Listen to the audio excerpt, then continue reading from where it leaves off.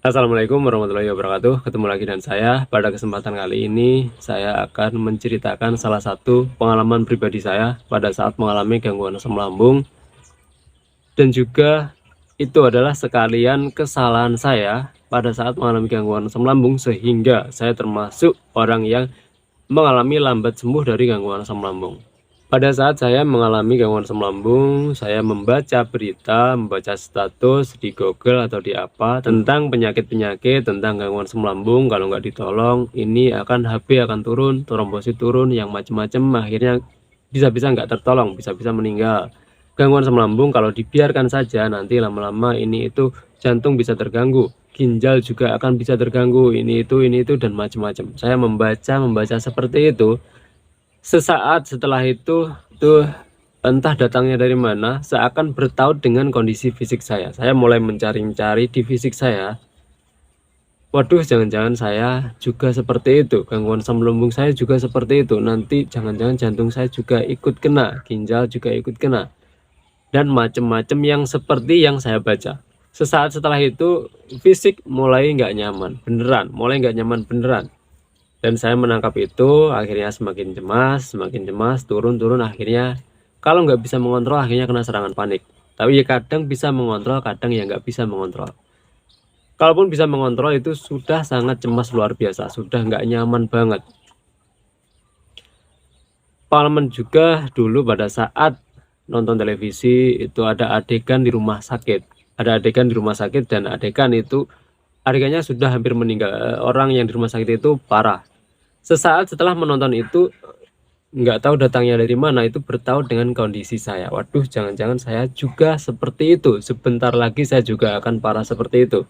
Karena kondisi saya nggak nyaman, lemes, nggak bisa apa-apa, masih sakit-sakit semua. Dan sesaat setelah membatin seperti itu, kondisinya nggak nyaman beneran. Mulai nggak nyaman, saya menangkap itu, jadi cemas, tambah cemas. Kondisi itu semakin nggak nyaman. Juga ketika mendengar kabar orang meninggal, entah dari teman, saudara, dari keluarga, dari medsos bahkan, sesaat setelah mendengar kabar orang meninggal, ya seakan mentaut, waduh, jangan-jangan sebentar lagi juga saya akan meninggal, karena kondisi saya seperti ini, nggak nyaman, apa-apa nggak bisa, lemas, gemeteran, ini itu. Saya dulu seperti itu. Yang seperti itu adalah salah satu yang menghambat kita sembuh dari gangguan asam lambung, yang sebenarnya tidak perlu kita lakukan. Yang sebenarnya tidak perlu kita alami, yang sebenarnya tidak perlu kita lakukan, dan seharusnya kita hindari yang seperti itu. Jadi melalui video singkat ini, saya menyampaikan atau mengajak teman-teman semua pejuang asam lambung untuk menghindari yang seperti itu, menghindari kabar-kabar buruk, menghindari membaca yang negatif.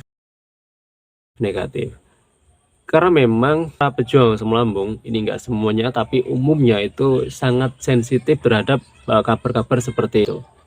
Jadi kita usahakan sekali untuk menghindari yang seperti itu. Yang berikutnya, kita harus menyadari, kita harus memahami bahwa takdir setiap orang adalah berbeda. Salah satu contoh misalnya si A meninggal, terus kita mendengar kabar itu. Ya udah, kita pahami, kita sadari si A meninggal, berarti takdirnya si A adalah meninggal. Itu bukan takdir kita. Takdir si A dengan takdir kita adalah berbeda. Walaupun si A dulunya mengalami gangguan asam lambung, terus ini itu perjalanan panjang akhirnya meninggal. Iya, dia mengalami takdir gangguan asam lambung, sama takdir kita juga mengalami gangguan asam lambung. Takdir gangguan asam lambungnya sama, tapi akhirnya endingnya itu berbeda. Jadi kita harus menyadari itu, memahami itu, agar supaya hati perasaan kita itu mempunyai tameng, mempunyai benteng, agar kita menerima info kabar seperti itu, kita tetap tenang, kita tetap santai. Kenapa kita harus berusaha terus belajar memahami dan menyadari bahwa takdir orang berbeda? Ya karena kita tidak bisa benar-benar menghindari total yang namanya kabar negatif, kabar meninggal, kabar buruk, dan kabar penyakit-penyakit dan yang lainnya. Kita bisa menghindari total tentang itu. Kenapa kita nggak bisa menghindari total? Ya karena era sekarang atau zaman sekarang itu sudah sangat canggih luar biasa. Kita enak-enak nongkrong santai main medsos, atau ada temen bikin status orang si A mengalami asam lambung akhirnya meninggal. Kita enak-enak santai di grup ada orang yang asam lambung nggak tertolong ini itu akhirnya meninggal. Itu kadang akan ada, saya sampai detik ini pun sering membaca status, sering membaca di grup seperti itu. Jadi memang kita nggak bisa menghindari total tentang itu, tapi kita usahakan sekali untuk menghindarinya. Dan kalau nggak bisa menghindari, terpaksa kita terpapar, tabrak oleh info-info seperti itu, nggak masalah, karena kita bisa menyadari, kita bisa memahami bahwa takdir orang adalah berbeda. Dengan kita memahami, menyadari itu, kita akan tenang, atau seenggaknya kita akan sedikit lebih tenang, lebih santai, nggak akan tertaut dengan fisik kita.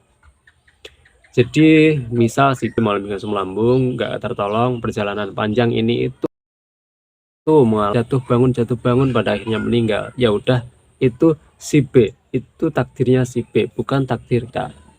Kita yang kita lakukan adalah terus mengupayakan sebaik mungkin, setiap hari kita melakukan yang terbaik untuk menyembuhkan asam lambung kita. Kita terus melakukan yang terbaik yang kita pahami pada detik itu.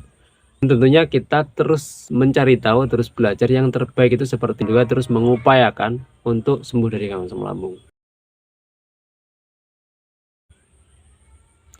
Jadi sekali lagi teman-teman, ketika mendengar kabar seperti itu, yang macam-macam, yang negatif seperti itu, teman-teman sadari, teman-teman pahami bahwa takdir orang adalah berbeda. Jadi kita tetap bisa santai.